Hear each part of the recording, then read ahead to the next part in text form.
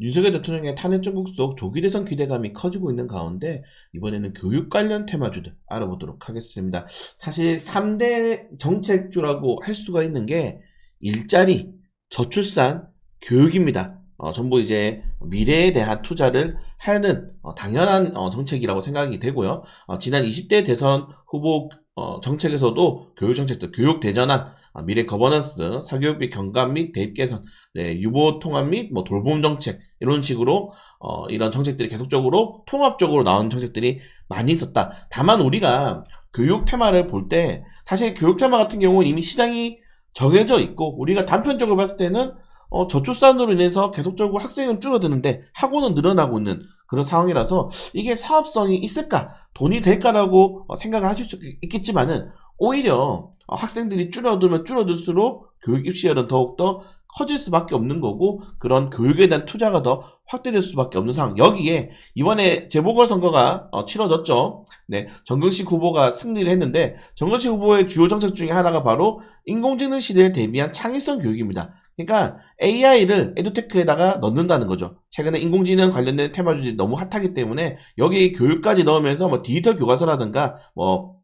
인공지능 에듀테크를 통한 아이의 뭐 학습 레벨을 올린다든가 이런 것들에 대해서 충분히 추가적인 모멘텀을 좀 만들 수 있다. 여기에 대선 이슈까지 있기 때문에 충분히 지금 바닥 구간에서 좀 많이 올라갈 수 있는 타이밍이지 않나 이렇게 생각이 됩니다. 이미 이 디지털 교과서는 확정적입니다, 여러분들. 2025년도에는 수학, 영어, 정보 초등학교 3학년부터 4학년까지 중1 공통 일반 선택 과목에서 고1 이렇게 해가지고 학교마다 이제 쓰는 거냐 안 쓰는 거냐 있지만은 결국 쓰게 된다면은 정보의 지원 정책이 들어간다는 점들 체크하시면 될 것 같고 2026, 27년까지 계속적으로 과목이 추가되면서 이제 우리가 책을 들고 다니는 일은 많이 없어질 것이다. 시간이 갈수록 좀 그렇게 생각됩니다. 그래서 교육 관련주를 보실 때 그냥 온라인 교육만 보시는 게 아니고 디지털 교과서 관련 테마주도 좀 같이 보시면 좋다. 그래서 관련된 내용도 이렇게 좀 있거든요. 그래서 사실 메가스터디가 우리나라에서 뭐 가장 점유율이 높은 학원 브랜드죠. 학원 브랜드이긴 하지만은 주가의 탄력으로 봤을 때는 약간 주가가 좀 무겁다라고 좀 보시면 될 것 같아요. 지금 보시는 것처럼 메가스터디 점유율이 거의 압도적이긴 한데 일단 그래서 좀 가볍게 움직이는 테마로는 비상교육, 네, 비상교육이 인공지능 디지털 교과서 관련 테마주로 좀 이렇게 엮이면서 올해 상반기 때 강세가 나오기도 했고요. 그리고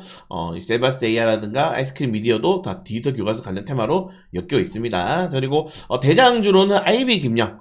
네, 일단 주가 자체가 굉장히 싸죠. 네, 싼 주식이기 때문에 IB 김영이 대장주로 엮여 있는 상이라는 점들 보시면 될 거고 IB 김영도 이제 뭐 메가 그룹 정도의 이제 그 정도의 뭐 점유율을 가지고 있지는 않지만은 시장에서 꾸준하게 관련된 교육 관련된 프로세스를 진행하고 있기 때문에 관련 테마로 엮여 있다는 점들 그리고 YBM넷 같은 경우는 인공지능 테마로 엮여 있는 게 좀 맞는 것 같아요. 네, 그래서 보시는 것처럼 에듀테크 쪽으로 인공지능 에듀테크 쪽으로 좀 체크를 하시면 좋을 것 같아요. 그래서 여러분들 교육 관련 테마주들 같은 경우에는 이제 대선이 만약에 시작된다면 아직 확정적인 건 아닙니다. 다만 앞으로 이제 탄핵 정국 이제 한 2개월 정도까지 이 헌법재판소 판결이 남았는데 그때까지는 계속적으로 대선 관련 테마주들이 움직일 가능성이 크다는 점들을 본다면은 IB 김영 지금 일봉상으로는 최근에 굉장히 많이 올랐죠. 다만 우리가 아는 것처럼 대선 테마주들의 그 파급력을 눈으로 보신 분들은 지금 요 구간에서 한번